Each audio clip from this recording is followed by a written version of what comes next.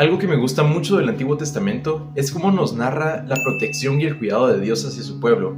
Dios se mantenía siempre con su pueblo, los cuidaba y los protegía, pero no se quedaba ahí como un Dios distante, sino que también quería tener una relación personal con cada integrante de su pueblo. Y hoy en día es la misma historia. Dios quiere tener una relación personal con su pueblo remanente, pero para tener una relación con Él hay que conocerlo.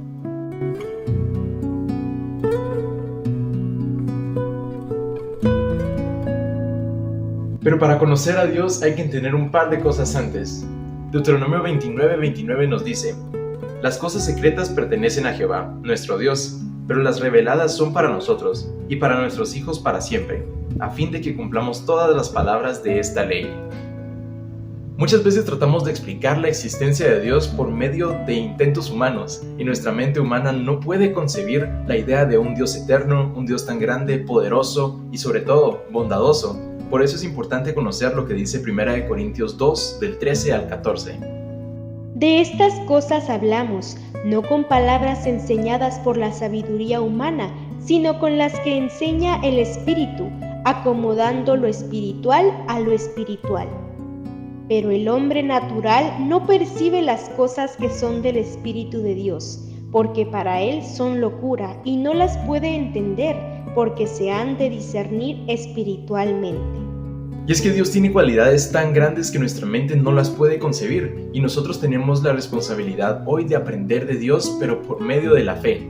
Y se requiere muchísima fe. Sin embargo, cuando estemos en el cielo vamos a poder entender todas las cosas que en esta tierra eran secretos para nosotros. Para decir verdaderamente que conocemos a alguien, tenemos que saber o conocer sus características también, saber qué lo diferencia o qué lo hace ser quien es. Por lo tanto, vamos a conocer algunas de las características más importantes que tiene Dios. El primer punto que hay que entender lo encontramos en Deuteronomios, específicamente en Deuteronomios 32, versículo 39. Ved ahora que yo soy, y no hay dioses conmigo. Yo hago morir y yo hago vivir. Yo hiero y yo sano, y no hay quien pueda librar de mi mano. Aquí entendemos la primera verdad de Dios. Solamente existe un Dios y no hay más dioses en esta tierra. Otra característica de Dios la encontramos en Deuteronomio 6, versículo 4. Nos dice: oye Israel, Jehová, nuestro Dios, uno es. Estos dos versículos nos ayudan a entender que en todo el mundo no existe otro Dios más que Jehová, y también que Jehová es uno solo. Una de las cosas que muy pocas veces como cristianos comentamos es el nombre de Dios. Y es que muchas veces se nos olvida que Dios tiene un nombre también.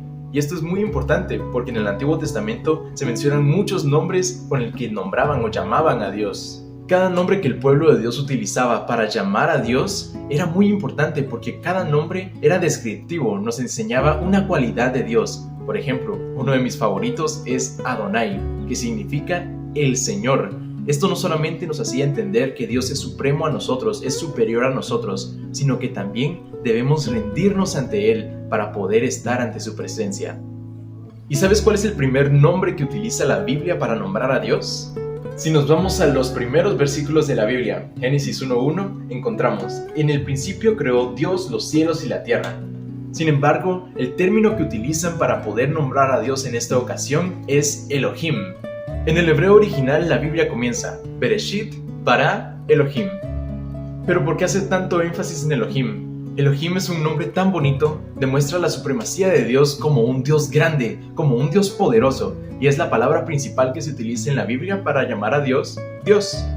Sin embargo, si estudiamos el hebreo nos daremos cuenta de que hay un error gramatical en estos primeros versículos, a menos que no sea un error. En español utilizamos la palabra Dios para este primer versículo. Sin embargo, si traducimos directamente Dios al hebreo, la palabra correcta sería Elohá, no Elohim. Pero entonces, ¿qué significa Elohim? Y es que me parece muy interesante que Elohim es una palabra en plural, o sea que significa dioses. Y aquí es donde viene el punto clave. Recordemos Deuteronomio 6 que nos dice que solo hay un Dios, pero aquí se nos habla de dioses en plural. Y la clave para entender esto, que no es una contradicción, está en la gramática. Cada vez que se utiliza la palabra Elohim en la Biblia, no se conjuga con un verbo o con una palabra en plural, sino que se conjuga en singular. Si traducimos la Biblia actual de la forma correcta, nos quedaría: en el principio creó dioses los cielos y la tierra. Esto no nos suena muy lógico, ¿verdad? Sin embargo, tiene todo el sentido del mundo. Génesis 1:26 encontramos la creación del hombre.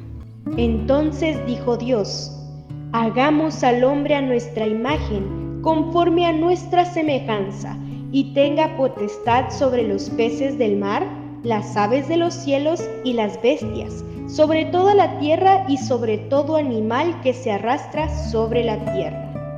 Allí encontramos directamente que Dios dice: hagamos al hombre a nuestra imagen. Hagamos es una palabra en plural, lo que significa que hay otras personas también allí.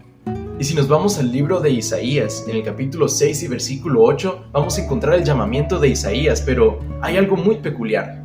Después oí la voz del Señor que decía: ¿a quién enviaré y quién irá por nosotros? Entonces respondí yo: heme aquí, envíame a mí. El llamado de Dios es: ¿quién irá por nosotros? No por mí, no por un ser singular, sino por un ser plural.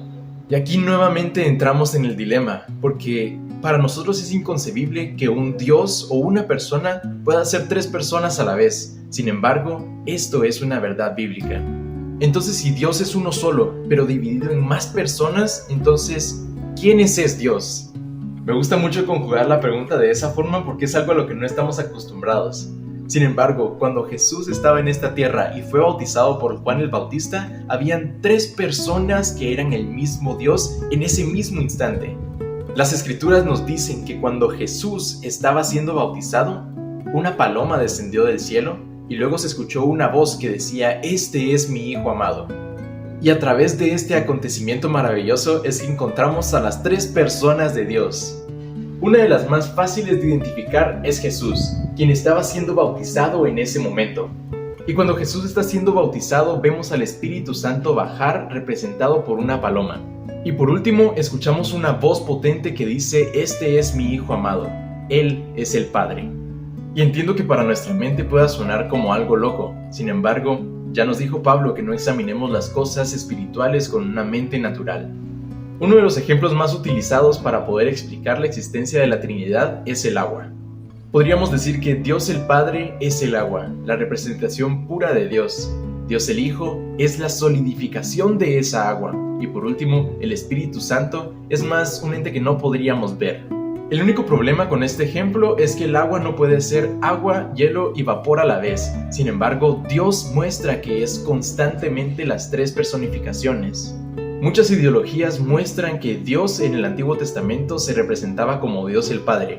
Luego, cuando Jesús vino, Dios era solamente Jesús, y hoy en día Dios es solamente el Espíritu Santo. Sin embargo, las tres personas de la Trinidad están juntas al mismo tiempo.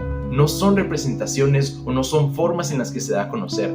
Son tres personas diferentes que son todas un mismo Dios. Uno de los ejemplos más comunes que se utiliza para explicarle a los niños es una cuerda. Una cuerda puede estar formada por varios lazos, sin embargo sigue siendo una sola cuerda. Uno de los ejemplos que más me gusta a mí es el ejemplo del triángulo. Y es que un triángulo tiene tres lados. Estos tres lados son lados independientes. Sin embargo, al juntarse los tres, crean un triángulo. Y me gusta el ejemplo del triángulo porque podemos entender que cada lado es independiente. Este lado no es el mismo que este o este no es el mismo que este o aquel. Entonces entendemos que los tres lados están juntos al mismo tiempo para formar el triángulo. Y casualmente, una de las formas más fáciles con las que explicamos la Trinidad es por medio de un triángulo también. Dios el Padre, Dios el Hijo y Dios Espíritu Santo son tres personas diferentes. Dios el Padre no es el Hijo ni es el Espíritu Santo. Dios el Hijo no es el Padre ni es el Espíritu Santo. Y el Espíritu Santo no es Dios el Padre ni es Dios el Hijo. Sin embargo, los tres son Dios. Los tres son un solo Dios que existe de forma simultánea. Los tres actúan de manera similar, los tres tienen los mismos pensamientos y los tres nos aman de igual forma.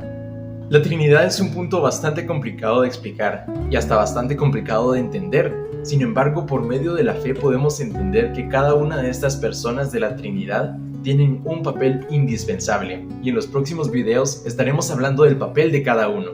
La parte más importante del estudio de la Biblia no es solamente quitarnos nuestras dudas, sino también poder llegar a conocer a aquel que nos creó y a aquel que nos ama todo el tiempo.